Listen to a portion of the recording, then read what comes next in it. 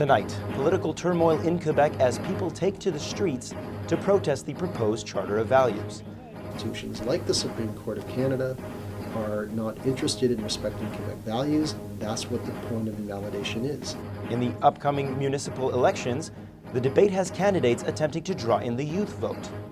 They pay income tax. They should have an interest in where their money is being spent. And the city gears up for Taste MTL, where fine dining meets affordable prices in this week-long culinary festival. This is Concordia News with Alex Melky. Just as the city is recovering from last year's Maple Spring protests, it seems citizens are once again taking to the streets. It's not just frustrated students this time around, as people of all ages and religious backgrounds are coming together to protest. The recently proposed and highly controversial Charter of Quebec Values would prohibit overt religious symbols and apparel in public institutions. Greg Tadaro reports. In Montreal, the masses have mobilized in response to the Parti Québécois' proposed Charter of Quebec Values. On the side against the Charter, both citizens and human rights groups are proclaiming that this proposed law is a human rights violation. Meanwhile, supporters are in favor of provincial secularization. With strong opinions on both sides of the issue, the question remains on whether or not a compromise can be found. Some believe that this charter is not a tool of secularization. Instead, some experts believe that this is a way for the PQ to push a separatist agenda. The Parti Québécois, and again this is just a speculation, is introducing legislation with the desire to have it invalidated. And the reason that they would like it invalidated is because during the last provincial election campaign, what the present premier said was that Harper Canadian values do not reflect Quebec values.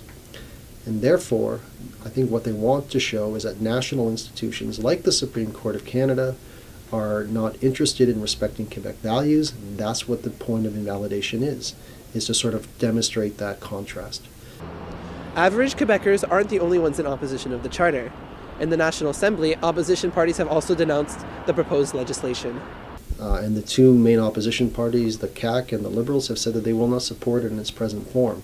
The Liberal Party has said it will not support it in any form, and Liberal leader Couillard said that, I think it was over his dead body, would this piece of legislation pass. While the Parti Québécois has not been interested in compromising, should they change their minds, there is a possibility of support from other parties. Both the CAQ and Québec Solidaire have indicated what they're willing to accept. However, even with a political agreement, achieving a social middle ground will be much more difficult.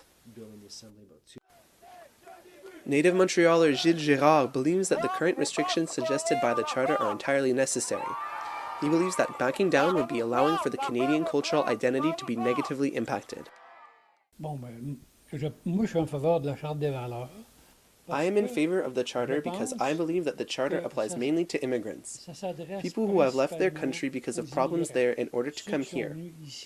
They have their way of life there, and if they want to come to Canada, they have to take on the Canadian way of life. Things are going well in Canada, fairly well in Quebec, and those people come here and try to change everything, and I'm not okay with that. Puis ces gens-là arrivent ici, puis ils voudraient tout changer nos habitudes. Et nous, moi, je suis pas d'accord avec ça. According to Concordia professor Bruce Hicks, one of the driving forces behind support for the Charter is the strong Catholic presence throughout Quebec history.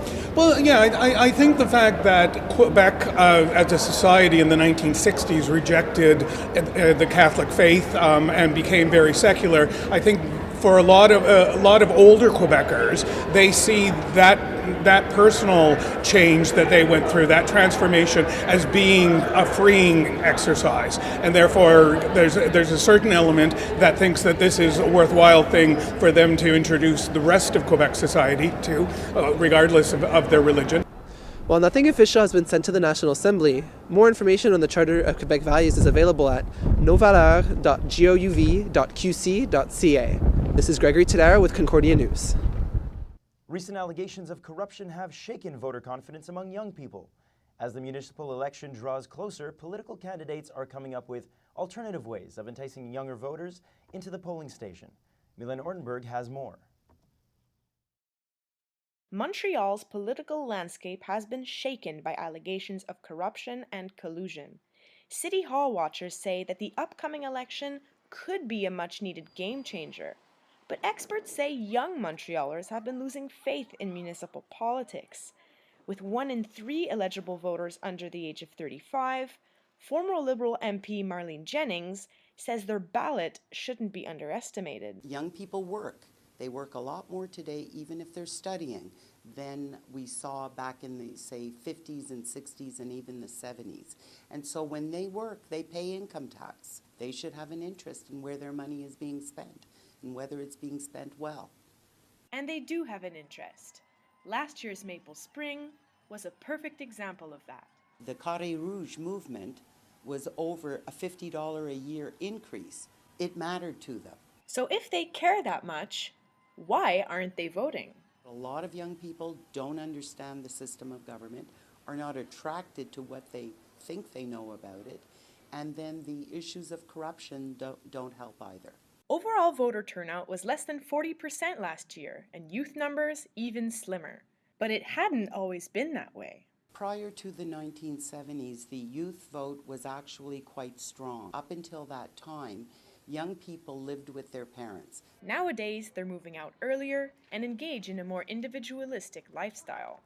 They no longer had that pressure of, okay, we finished supper, it's time for us to go and vote. In today's electronically driven world, the new incentive to get the youth involved in municipal elections lies in social media. This year's candidates have caught on by having Twitter pages, Facebook accounts, and well-designed websites. One of the keys to reaching young voters is using the new technologies, using social media. But you have to get beyond just that. You have to find a way to build that into actual votes.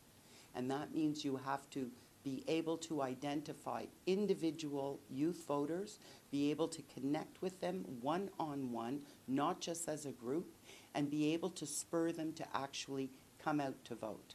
But at Friday's town hall debate, some said more could be done to reach out to young voters. I think there's going to be a strong turnout. Whether there's going to be a strong turnout among young voters, that's a different story. There needs to be that effort on the part of city officials to engage young Montrealers, and that's starting to take place, but there's definitely a lot more effort to be done. On November 3rd, Montrealers will take to the polls, but it remains to be seen if this year's candidates have reached out to young voters. This is Mila Nortenberg for Concordia News, Montreal. Let's see what happens. And now we head to Joe for sports. Thanks, Alex. In CFL news, the Saskatchewan Roughriders won the 101st Grey Cup this Sunday, thrashing the Hamilton Tiger Cats 45-23. This home win marks the team's 4th Grey Cup victory, having lost 2 in the past 5 years. In hockey news, the Montreal Canadiens beat the Pittsburgh Penguins 3-2 at the Bell Centre on Saturday. Of note was Montreal's centerman Thomas Plekanec, shutting down Pittsburgh's Sidney Crosby. Plekanec won 14 of 19 faceoffs against the Penguins center, marking the 4th time Crosby has failed to score at least an assist in his career. In other news, it seems Winnipeg will be getting classy this Sunday, as TSN enlists the help of a certain anchorman to cover the Tim Hortons Roar of the Rings curling event.